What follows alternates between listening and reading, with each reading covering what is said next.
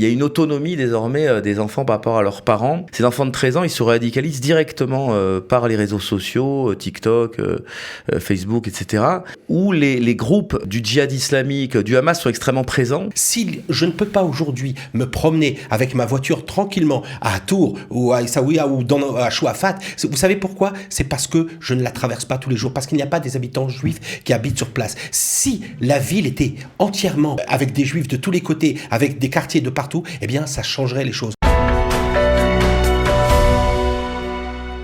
Bonjour et merci de nous retrouver pour le débat de la semaine. Et aujourd'hui, nous allons parler de Jérusalem-Est. La grande majorité des attentats terroristes de ces dernières semaines ont été réalisés par des habitants de Jérusalem-Est et parfois des enfants de 13 ans. Selon les données de l'Office central des statistiques d'Israël, la population de Jérusalem-Est était de 374 000 personnes en 2020, pour la plupart qui sont en possession d'une carte d'identité israélienne. Mais est-ce que cela fait d'eux des Israéliens à part entière ?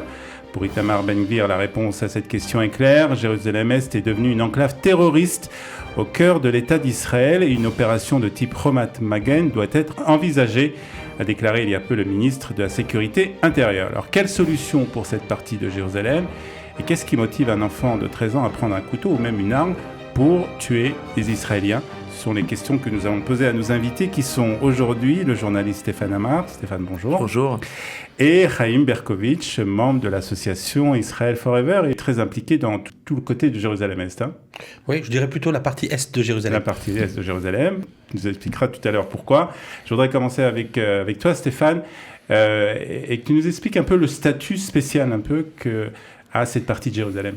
Alors la partie est de Jérusalem, où Jérusalem-Est a été conquise donc en 67 par les Israéliens, par Tsahal, donc au milieu de la guerre des 6 jours, le mercredi je crois, et elle a été très rapidement donc annexée à l'État d'Israël. Cette annexion a été renforcée par une loi fondamentale de 1980. C'est ce qui différencie en fait Jérusalem-Est du reste de la Cisjordanie, puisqu'il y a une continuité territoriale entre la Cisjordanie et Jérusalem-Est, mais Jérusalem-Est, au niveau du droit israélien, fait partie intégrante de l'État d'Israël, ce qui n'est pas le cas de la Cisjordanie.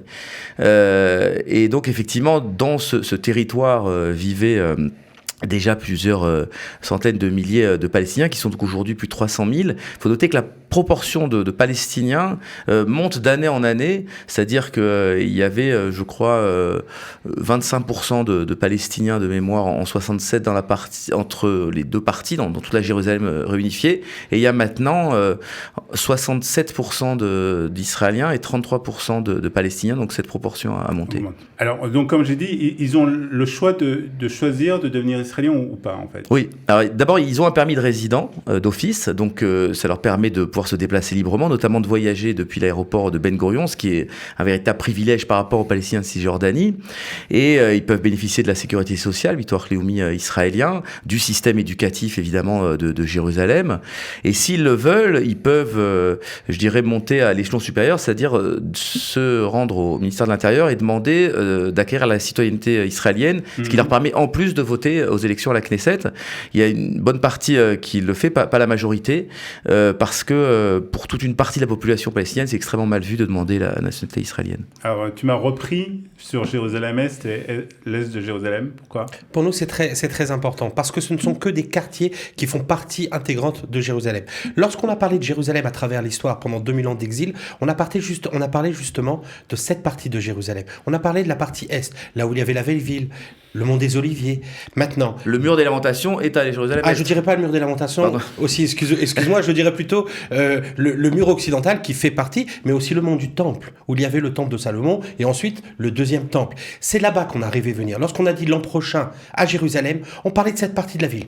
Tant mieux que Jérusalem s'est étendue et qu'on a aussi la partie ouest, mais on a cette partie. Vous avez parlé d'un nombre, je reprendrai pas exactement le chiffre, mais plus de 360 000 arabes dans cette partie de la ville. Mais il faut comprendre que lorsqu'on parle de l'est de Jérusalem, nous avons aussi beaucoup de quartiers juifs, et nous avons à peu près la même proportion de juifs dans ces quartiers. Par exemple, nous avons Achoma, qui est à l'est. Si on regarde la carte, si on coupe Jérusalem en deux. Si on reprend le tracé de 1967, c'est à peu près le tracé du tramway aujourd'hui, eh bien on voit qu'on a beaucoup de quartiers. On a Pisgat Ze'ev qui est à l'est, un des plus grands quartiers de Jérusalem, Pisgat Ze'ev, Neve Yaakov. Donc on a aussi une forte population à l'est. C'est pour ça que je préfère dire l'est de Jérusalem, parce que ça montre bien que la ville n'est pas partagée. Ce que je voudrais comprendre maintenant, c'est que ces dernières semaines, on a vu que les terroristes sortaient justement de ces quartiers de l'est de Jérusalem, que ce soit Shouafat ou d'autres quartiers. C'est quelque chose relativement de nouveau. C'est nouveau, absolument. Il y a eu des tensions régulières, il y en a eu durant les intifadas, mais c'est vrai qu'en général, Tsahal avait plutôt affaire à des Palestiniens qui venaient des villes autonomes palestiniennes, donc des 8 villes autonomes, Ramallah, Naplouse, etc. Là, effectivement, c'est une menace qui frappe au cœur de Jérusalem, parce qu'il faut bien comprendre, pour ceux qui ne connaissent pas la ville, qu'il n'y a aucune séparation physique entre l'Est et l'Ouest. Il n'y a strictement aucun barrage, aucune barrière, donc les populations se mélangent complètement. Elles sont d'ailleurs complètement mélangées dans le tramway, sur la rue Ben Yehuda, dans les universités, dans les hôpitaux, etc. Et donc, c'est une menace d'une toute autre ampleur pour les services de sécurité, parce qu'il s'agit de prévenir des attentats qui peuvent venir d'une population qui est complètement intégrée à la ville de Jérusalem. Donc on a du mal à les arrêter, c'est-à-dire qu'il n'y a pas de barrage ou de choses comme ça, en fait. Non, c'est quasiment impossible. Tout ce qu'on peut faire, c'est les arrêter en amont, c'est-à-dire par la surveillance électronique, la surveillance des réseaux sociaux, etc., d'arriver à anticiper un attentat, de repérer un auteur potentiel d'attentat et de l'arrêter chez lui, ce qui arrive souvent d'ailleurs.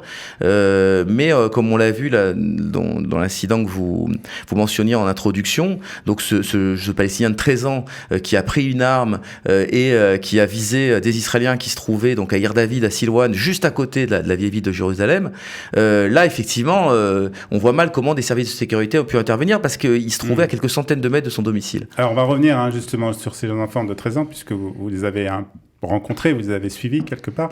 Je voudrais, avec Raïm, parler justement de cette population, puisque je sais que tu as été impliqué dans l'achat de maisons dans cette partie de Jérusalem. Tout à fait, j'étais impliqué dans l'achat de maisons dans le quartier. Tu as été amené à rencontrer cette population. J'ai rencontré cette population, et peut-être qu'en parlant avec cette population, on a trouvé peut-être une solution, enfin une petite solution pour essayer d'atténuer ce qui se passe à l'est de Jérusalem.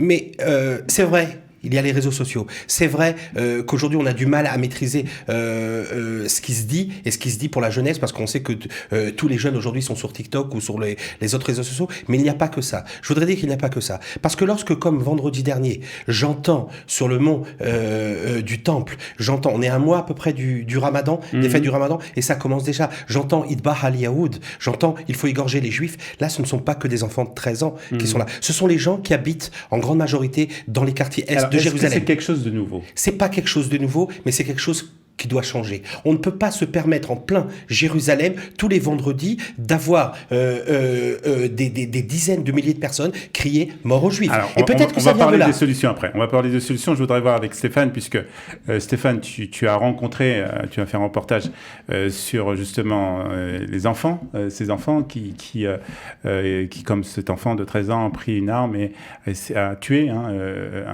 un Israélien. Je crois qu'il est blessé gravement, mais il me semble qu'il est encore en vie. Ces enfants, qu'est-ce qui les motive ? Alors d'abord, ce qu'il faut bien comprendre, c'est qu'il y a une autonomie désormais des enfants par rapport à leurs parents en termes d'information. Tu parlais des adultes, je veux bien croire qu'il y a des adultes qui sont radicalisés, mais ces enfants de 13 ans, ils se radicalisent directement par les réseaux sociaux, TikTok, Facebook, etc., où les groupes du djihad islamique, du Hamas sont extrêmement présents. Ils éditent des chansons, ils éditent des clips, quelque part une propagande à destination de la jeunesse, et les jeunes de 12-13 ans que j'ai rencontrés connaissent par cœur ces chansons militantes des Lions, par exemple, de Naplouse, qui est un des nouveaux groupes armés palestiniens. Ils reçoivent des stickers du Hamas à coller comme ça sur les réverbères, et souvent ils dépassent finalement leurs parents en radicalité. C'est pas par l'école, parce qu'on parle souvent des livres scolaires, c'est certainement un problème important, mais les jeunes que j'ai vus, moi, fréquentent les écoles de la ville de Jérusalem, donc des écoles municipales municipales qui ont exactement le même statut que les écoles où vont les petits enfants juifs de l'ouest de la ville ou même de l'est, donc où les manuels scolaires sont contrôlés théoriquement par l'éducation nationale israélienne. C'est d'ailleurs des écoles d'un très bon niveau, des bâtiments flambant neufs. Hein. Il y a des véritables investissements qui sont faits dans cette partie de la ville de la part de la mairie de Jérusalem. Mais si vous voulez, ils contournent quelque part l'éducation nationale et l'éducation même de leurs parents par ces réseaux sociaux, et donc ils reçoivent cette propagande qu'ils répercutent en fait, comme on l'a vu lors de cet attentat, qu'ils passent à l'acte. Qui est derrière ces réseaux sociaux? C'est directement les groupes du djihad islamique, absolument, le Hamas, les Juifs, les Lions de Naplouse. Il y a aussi tout un tas de militants. Et les parents n'arrivent pas à contrôler ça. Ils sont moi j'ai senti, c'est en tout cas ce que j'ai senti. Moi j'ai vraiment senti des parents complètement dépassés. J'ai interviewé l'oncle du jeune là, qui a tiré donc à Silouane fin janvier. Il avait l'air très sincèrement dépassé, parce que je dis pas qu'ils ont un amour immodéré d'Israël, loin de là, mais en tout cas ils mesurent les conséquences des actes terroristes, des actes de violence, puisque en l'occurrence la maison là, a été murée, elle sera probablement détruite, donc c'est toute une famille qui va se retrouver à la rue, qui va aussi se retrouver fichée dans les services de sécurité, donc ce sera très compliqué pour travailler, pour aller à l'université, etc. Enfin c'est une véritable catastrophe si vous voulez. Donc eux, je pense que la plupart sont pas tellement non plus pour passer à l'acte, mais évidemment des jeunes de 13-14 ans n'ont pas eu toute cette conscience, et donc là je pense qu'on est face à un problème extrêmement sérieux. Est-ce que c'est la même chose que vous voyez lorsque... Non, je ne pense pas. Je ne pense pas. Bien sûr qu'il y a les réseaux sociaux, et bien sûr qu'on a du mal avec la jeunesse de les empêcher, d'empêcher la propagande d'arriver chez eux. Mais il faut comprendre une chose. Lorsque je regarde un petit enfant de 13 ans, et lorsque je regarde sur sa page Facebook ou autre, ou Instagram, etc., et lorsque je vois des messages de plusieurs personnes, et qu'on regarde les noms, et qu'on va regarder sur les profils de ces gens-là, et qu'on s'aperçoit que ce ne sont pas des enfants qui les soutiennent, ce sont des gens parfois qui travaillent chez nous. On a eu le cas d'une personne qui travaillait dans un GAN, dans un jardin d'enfants à Ranana. On a le cas de plusieurs personnes qui travaillaient à la mairie de Jérusalem, etc. On voit les gens qui soutiennent ces enfants, et on comprend que ce n'est pas simplement le problème avec les enfants. Et il faut comprendre aussi autre chose, c'est que c'est vrai que c'est le Misrad HaChinour, c'est le ministère de l'Éducation, et là on a un grave problème, parce que c'était à nous de contrôler ça. Il faut comprendre que dans ces magnifiques écoles qu'on leur a construites, sur place, il faut savoir qu'est-ce qui est enseigné. Et lorsqu'on comprend que même un exercice de mathématiques, on va vous dire 2 shahid sont partis pour faire un attentat, un il avait 47 balles, l'autre il avait 27 balles, qu'est-ce qui s'est passé? Vous comprenez? Mais oui, ça, c'est le ministère de l'Éducation israélien. C'est théoriquement le ministère de l'Éducation israélien. Seulement 10% des écoles dans l'est de Jérusalem utilisent le programme du ministère de l'Éducation. Les autres utilisent le même programme qu'ils ont par l'autorité palestinienne depuis Ramallah. Et ça, c'est une catastrophe. Tout en recevant des budgets Tout en recevant les budgets, tout en recevant les locaux, tout en recevant tout comme un enfant de Jérusalem de l'autre côté. Alors, est-ce qu'il y a une solution? Il y a toujours des solutions. La première solution, c'est d'abord tout de suite d'arrêter cela. On ne peut pas permettre sur le mont du Temple que l'on dise Idbach Eliud à égorger les Juifs. Ça, c'est la première chose. La propagande ouverte aux yeux de tous, ça il faut l'arrêter. La deuxième chose, on a parlé d'éducation, il faut arrêter ce système d'éducation qui provient de Ramallah et imposer notre éducation. La troisième chose, il faut comprendre ce qui se passe dans l'est de Jérusalem. Alors on en a parlé au tout début, on a parlé de rachat de maisons, etc. Nous l'avons fait avec des associations, nous l'avons fait à côté de Nebi Samuel, nous l'avons fait dans des quartiers comme à la porte de Damas, à Shar Shrem, les Baté Nissanbek, c'est un ancien quartier juif, nous l'avons fait à Shimon HaTzadik, qui est appelé dans la presse Cher Jarrah, etc. Mais nous l'avons fait de façon comme une association peut le faire, avec le peu de moyens que nous avons pu avoir, nous avons racheté pierre par pierre, maison par maison. Et s'il y avait un programme pour permettre à certaines personnes qui habitent dans l'est de Jérusalem, ça ne vous convient pas de vivre ici, on vous comprend. On va pas vous mettre à la porte. On va vous dire, vendez votre maison. Mais un programme national. Il y a des pays qui sont prêts à accepter, qui ont besoin de personnes. Il y a des gens, et je leur ai parlé, et je me suis promené dans ces quartiers. Il y a des gens qui sont prêts à partir, qui veulent partir. Les Arabes, vous parlez d'Arabes. Je parle des Arabes, dans des quartiers comme Chouafat, dans des quartiers, dans tous ces quartiers, à Tours, etc., dans les quartiers de l'est de Jérusalem. Et s'il y avait un programme, on rachète certaines maisons, on recrée plus de population juive dans ces quartiers. On va changer entièrement. Ceux qui vont rester, ils vont rester en ayant conscience d'une chose, c'est que lorsqu'ils sont là, ils sont là parce qu'il y a un gouvernement israélien qu'ils acceptent. Aujourd'hui, aujourd'hui, les habitants de Jérusalem n'acceptent pas le gouvernement israélien. C'est pas un peu utopique? Utopique, c'est le mot. J'allais dire qu'il y a un gros éléphant dans la pièce, mais bon, t'as commencé à quand même en parler. C'est-à-dire qu'en fait, au-delà de tous ces problèmes d'éducation, ces problèmes de sécurité qui sont réels, on voit bien que là, on est face à un conflit de grande ampleur, un conflit, je dirais, qui a des résonances quasiment mondiales, puisque Jérusalem, quasiment le monde entier a une part à Jérusalem. Tu parles du mont du Temple, mais depuis 1929, les Arabes disent attention, les Juifs, ils ne sont pas venus là pour rien, ils sont venus là pour reconstruire leur temple. Or, qu'est-ce qui se passe maintenant? C'est qu'il s'avère qu'ils avaient raison. Ils avaient raison. On a beaucoup critiqué le Mufti, mais en fait, ce que disait le Mufti en 29, c'est ce que fait Ben Gvir maintenant, c'est-à-dire qu'il y a une volonté d'Israël de reconquérir cet espace et de plus en plus de gens. Il a été conquis, je crois. Non, mais de le reconquérir comme il était, on va dire, du temps des rois d'Israël, c'est-à-dire de reconstruire en fait le temple de Jérusalem qui a été détruit en 70 de notre ère. Et ça, c'est un projet qui n'est plus un projet, je dirais, hors sol. C'est un projet qui est porté par des dizaines de milliers de personnes en Israël, dont des gens au plus haut niveau de l'État et dont des gens extrêmement fortunés qui consacrent énormément d'énergie et d'argent à ce projet. Et ça, les Arabes le sentent très bien, les Palestiniens le sentent très bien. Et c'est pour ça aussi qu'il y a toutes ces tensions. Alors, toi, ce dont tu parles, c'est, excuse-moi du mot, mais c'est une forme de nettoyage ethnique, c'est-à-dire non mais c'est-à-dire pas du tout, attention, non pas du tout, je peux pas laisser de mettre comme ça. En tout cas bon, c'est qu'il y ait plus de juifs, c'est qu'il y ait plus de juifs que d'arabes dans ces parties-là de Jérusalem, et c'est effectivement ce qu'on commençait à faire des fondations comme Elad ou Ateret Kohanim, c'est-à-dire d'acheter ici et là des maisons aux Arabes et petit à petit d'essayer de créer des continuités des majorités juives en espérant que ça va calmer la situation. Pour l'instant, c'est pas le cas hein, parce que c'est plutôt des abcès de fixation comme à Siloane ou comme à Sharjah, mais c'est quelque chose en tout cas qu'il va falloir assumer. C'est ça que je veux dire. Il va falloir arrêter de se cacher derrière son petit doigt parce qu'on sait très bien maintenant que le partage ne marche pas, qu'il y a quasiment plus personne en Israël qui est favorable à un partage et encore moins un partage de Jérusalem avec les Palestiniens. Donc on est en train d'entrer dans une autre phase, dans un conflit ouvert quelque part, et ce conflit il est là, il est sous nos yeux. Alors qu'est-ce qu'on fait? On fait semblant qu'il n'existe pas, on fait semblant que ça va se calmer,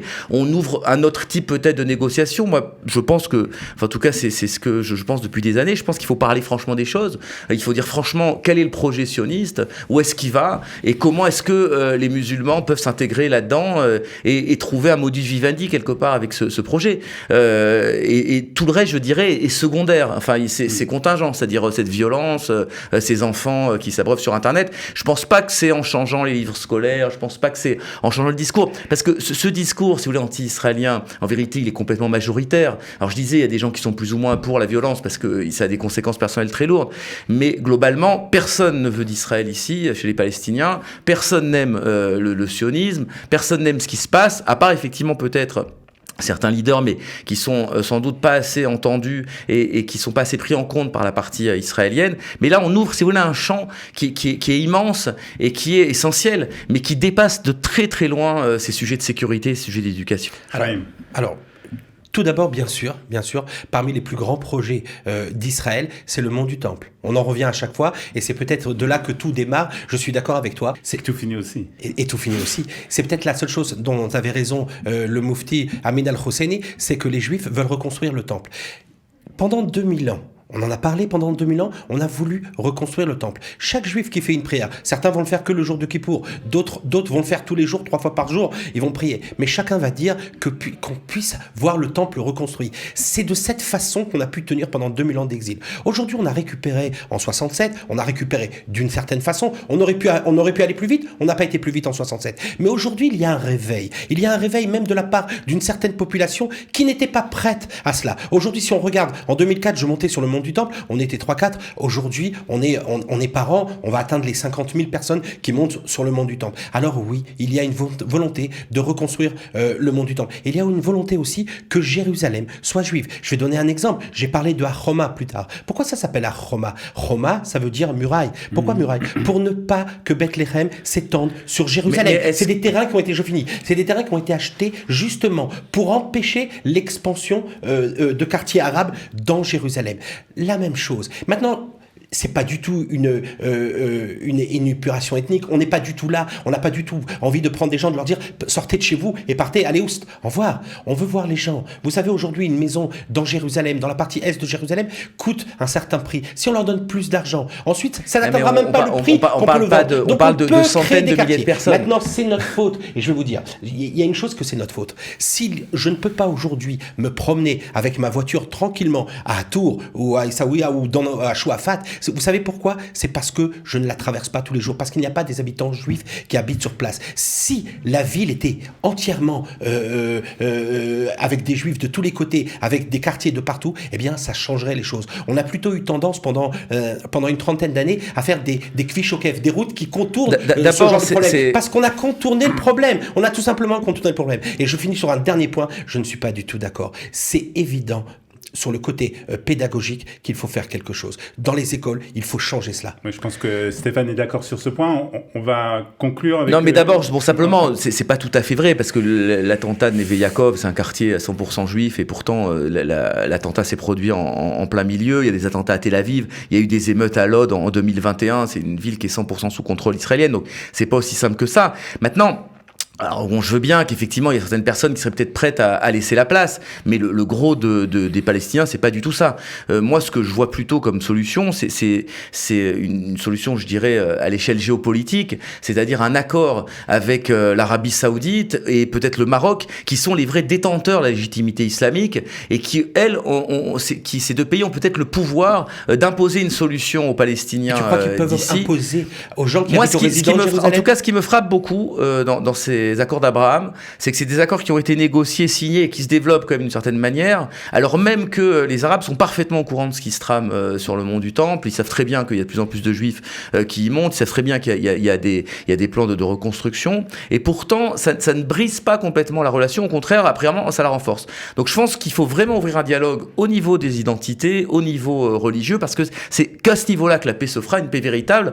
Et si on lit par exemple le livre d'Herzl, qui est quand même le fondateur du sionisme, il consacre une très large part à Jérusalem et à cette question du temple. Et Herzl dit en substance, le temple n'est pas un facteur de guerre, c'est un facteur de rapprochement entre les peuples, c'est même sa vocation. Mais ça, qui porte ce discours en Israël ? Qui sait même en parler, qui sait même de quoi on parle ? Personne. Tout ce qu'on continue à faire, c'est entretenir cette fiction du mur des lamentations ou du mur occidental, qui est quelque part une espèce de tromperie, parce que ça n'a jamais été un lieu saint, c'est un lieu saint fabriqué, d'ailleurs au prix d'un quartier de Palestiniens qui a été complètement rasé, dans le silence complice des Jordaniens et des Arabes de Jérusalem, parce que justement on voulait que les Juifs aient cette espèce de lieu saint de substitution, et maintenant ça ne marche plus. Donc si vous voulez, il va falloir commencer à parler des vraies choses, je pense, et on en est là, on en est à ce moment de l'histoire d'une certaine manière. Chaim, on va terminer.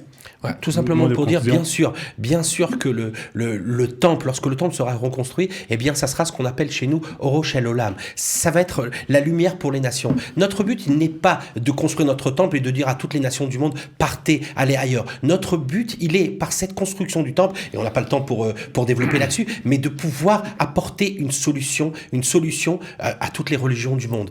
Le monde du temple ne sera pas un lieu où juste les Juifs vont pouvoir prier. C'est peut-être par là qu'il faut commencer. Ce ne sera pas un lieu où juste les Juifs vont prier. Ce sera un lieu où toutes les nations du monde vont prier. La seule chose qui nous reste à faire, c'est de travailler encore, pierre par pierre, pour que Jérusalem ne soit plus jamais contestée. Ouais, on a commencé avec Jérusalem-Est, ou l'Est de Jérusalem, on a terminé avec le mont du Temple. Visiblement, c'est des choses indivisibles, donc on continuera à en parler, bien entendu. Merci en tout cas, Stéphane, merci Chaim, d'avoir été avec nous aujourd'hui.